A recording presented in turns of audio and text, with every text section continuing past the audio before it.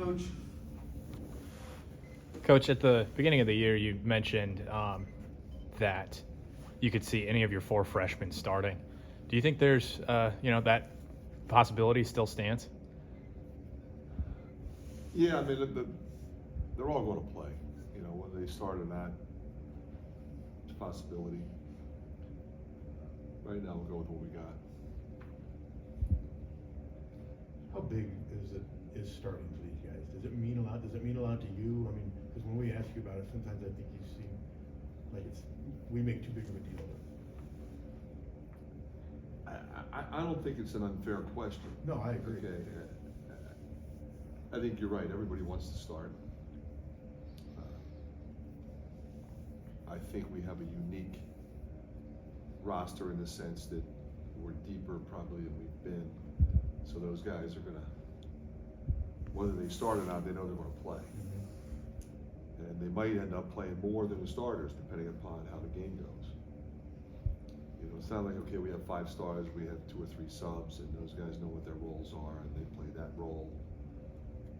You know, sometimes you gotta go bigger. Sometimes guys get in foul trouble. Sometimes guys with sprained ankle. You know, so somebody else gets to play more. That's kind of the team we have now. Did your 2 days out in San Diego help you identify anything that you want to shore up, or did it confirm anything? No, I think it was good for us. We played 2 really good teams, 2 very well coached teams that challenged us in different ways.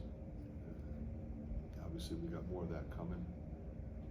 And as you look at our schedule, so it's just opportunity for, in particular, the young guys to get playing time against teams of that caliber in a different setting. As you know, we have obviously a tough team coming in here on Wednesday, and then 2 difficult road games after that. I think you've referenced just what it was like recruiting Owen and his kind of process, but could you just kind of share more about what you remember from watching him in high school? Yeah, he was brought to our attention by his AAU coach early. Gavin Sullivan thought he would be a great fit for us. We went and saw him, and he was terrific. And he was being very heavily recruited as a young player, which isn't uncommon for guys as big as he is, but his athleticism and his talent was obvious. So we knew we would be battling a lot of Big Ten schools and other regional schools, Notre Dame, places like that. He was offered by everybody like that. And as I said before, he was very proactive in the recruiting process.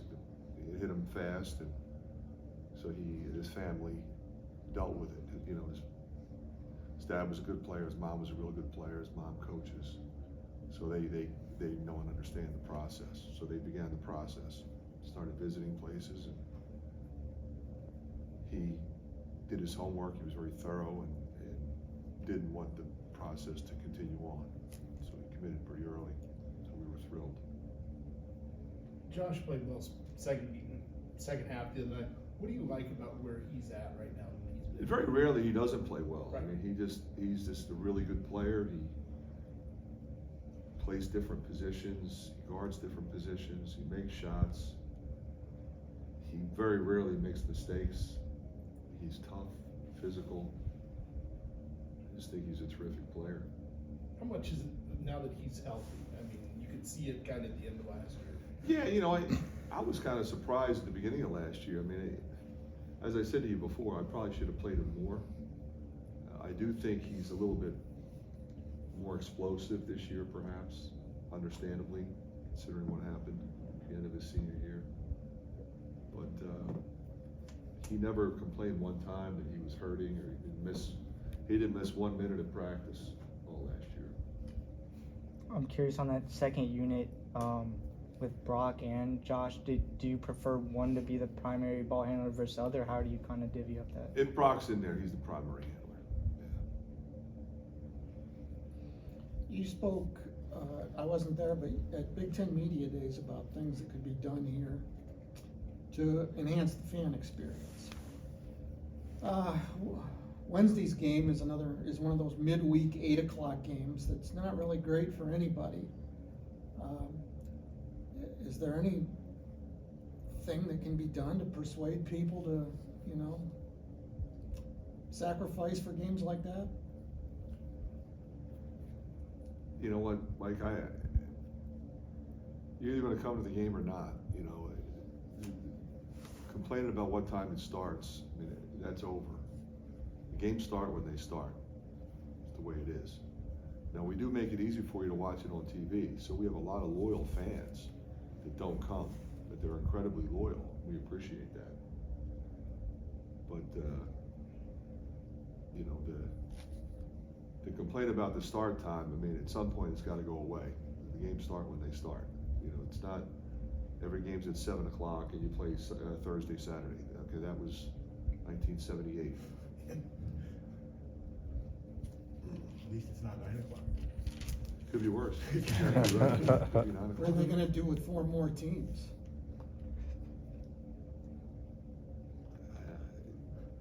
Figure it in the schedule somehow. Do the players care? Like when you're playing a 9-13 game, does that mean anything to them, or does it? That was a little different, and I think a lot of East Coast teams end up playing. It's not 8-10 or 8-15, it's 9-15. I would say, I think Mike's point, I mean, to everybody, I don't think anybody likes it. Nobody wants to play at 9:20. Players, coaches, fans. I don't think the fans minded that are watching it on TV. That's true, yeah. A lot of people watch that Creighton game on TV back east. It started late, really late. So obviously it's for TV. They would put a triple header on that night. We were the third game. Don't talk about it, make a thing about it. Sure. It's not a positive, it's not a negative, it's whatever time the game starts. You gotta be ready to play. And I think, obviously Mike's point is, yeah, maybe not necessarily the best thing for the fans, but it's not changing. When you sign a $7 billion TV deal, the games are when they are. Show up and play them. And if the fans can make it, great. And if they can't, like I said, our fans support our team whether they come or not. They watch, they pay attention. So we appreciate that. What do you know about North Florida? I've been impressed with them. I mean, I obviously know Matt really well. He does a terrific job there. Been down there about 15 years. I knew him before that. Play hard, shoot a ton of threes, but they're not playing nuts. They're not running around shooting crazy. They move the ball, they share the ball, they just emphasize shooting a lot of threes. Over 50% of the shots they take are threes.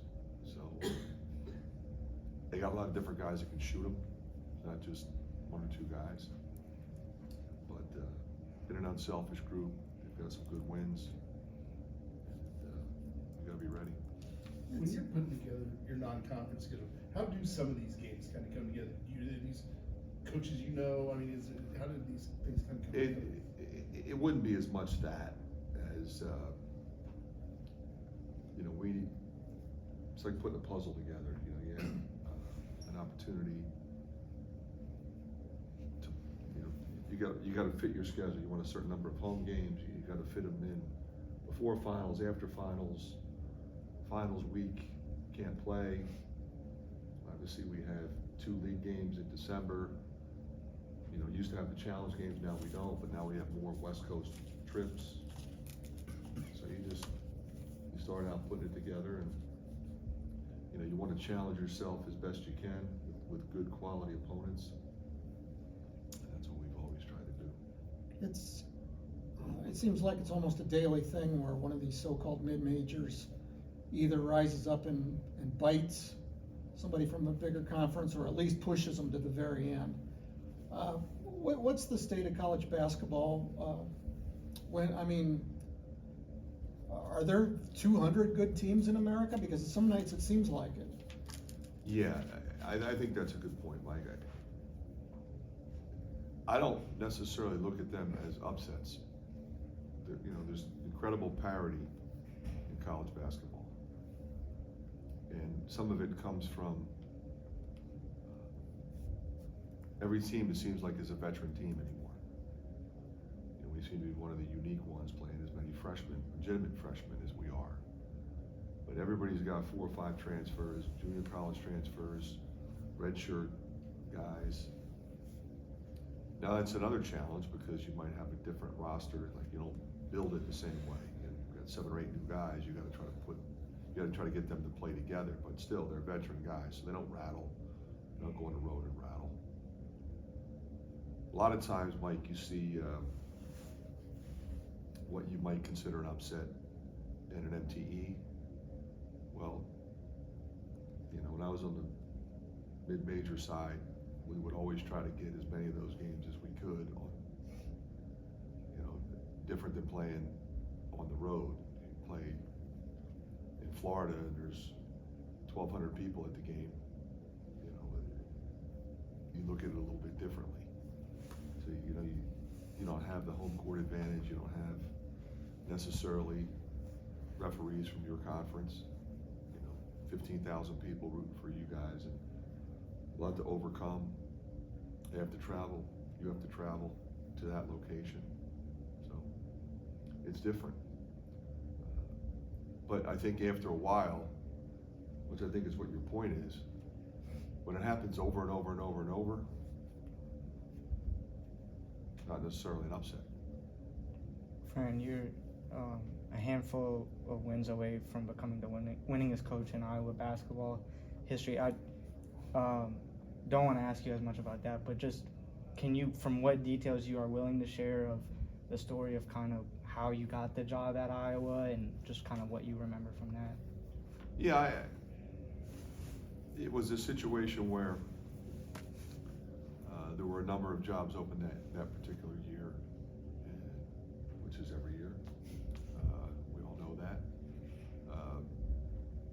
We had a pretty good run at Siena, and so I was